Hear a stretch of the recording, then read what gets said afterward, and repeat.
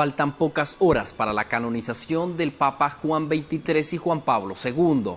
Juan Pablo II, el Papa que será canonizado el próximo 27 de abril, se ha convertido en una de las personalidades claves en las últimas épocas entre los católicos y ha dejado grandes legados para la feligresía, según el obispo de la diócesis de Estelí, Monseñor Juan Abelardo Mata. Justamente por la influencia de Juan Pablo II, el comunismo, que ya estaba ciertamente minado desde dentro y como proyecto político había manifestado su fracaso después de tantos años, en su periodo justamente cae en Polonia el gobierno comunista y como un castillo de naipes cae toda la cortina de hierro simbolizada en la caída del muro de Berlín. A mí me tocó estar en la asamblea sinodal cuando estos acontecimientos sociales convulsionaron la Europa oriental de aquella época, ¿verdad? Y se unieron las dos Alemanias y que muchos atribuyeron a la influencia de la doctrina social de Juan Pablo II y su decidido enfoque anticomunista que él tuvo en su momento, como lo tuvieron en su momento León XIII, Pío XI y también Pío XII. El líder religioso describe al Papa Juan Pablo II como un santo que fue comprometido con la Iglesia, particularmente con la evangelización en el mundo. Fue un periodo de Juan Pablo que impulsó la dimensión misionera de la Iglesia, que no es un sombrerito que la Iglesia se lo pone en ciertos periodos de su historia, sino que marca la esencia de la Iglesia. Él mismo dice en la Redentoris Missio que la Iglesia existe para evangelizar. No hay otra razón de ser de la Iglesia en la historia. ¿Y qué cosa es evangelizar? Llevar esta buena nueva de la salvación a todos los hombres.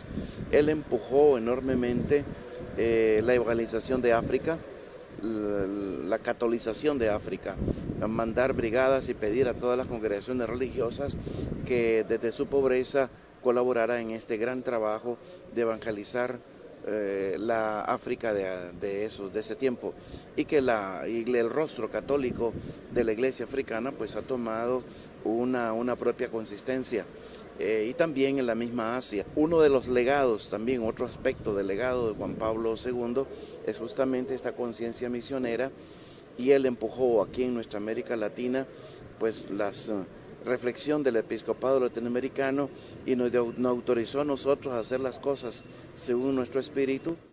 La feligresía católica nicaragüense aún recuerda la visita que realizó su santidad el Papa Juan Pablo II en 1983 y en 1996, donde un matrimonio esteliano tuvo la oportunidad de recibir la Eucaristía de manos de su santidad durante su visita en este país centroamericano. Sentí algo en mi corazón que yo dije, Dios mío, ¿quién soy yo para recibir de manos de Él, verdad? Y me sentí muy alegre, muy contenta. Y cada día, pues, un poquito más cerca del Señor. Monseñor Videla nos dijo, ustedes van a ir como matrimonio a recibir la comunión. Y nos dieron los documentos para estar ahí. Tuvimos como un mes de reflexión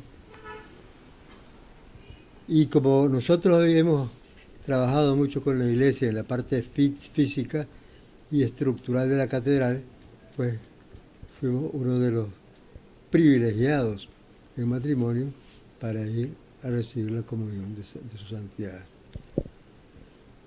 Momentos de alegría, momentos de felicidad, de comportamiento y sobre todo, de ser testigo de la verdad de Dios. Juan Pablo II falleció el 2 de abril del año 2005 en su Palacio del Vaticano. Después de la beatificación del 1 de mayo del 2011, trasladaron sus restos a la capilla de San Sebastián. En Nicaragua, sacerdotes como el padre Ubencio Castillo también lo recuerdan, como el Papa de la Juventud. Estuve en una Eucaristía en la Basílica de San Pedro y luego pues en un campo de una universidad en Roma, y ahí era pues tan impresionante cómo le seguía la juventud al Papa Juan Pablo II Y esa riqueza para la juventud, yo creo que se va a ser llamado el Papa de la Juventud, de hecho, con la canonización o el santo de los jóvenes, porque también tantos años, más como unos 25, 28 años creo que estuvo el Papa pues en el pontificado, y eso dio lugar a abrir muchos campos en la vida pastoral de la Iglesia. A Wojtyla se le atribuye el milagro de la curación de la monja francesa Marie Simon Pierry, quien sufría del mal de Parkinson, igual que él.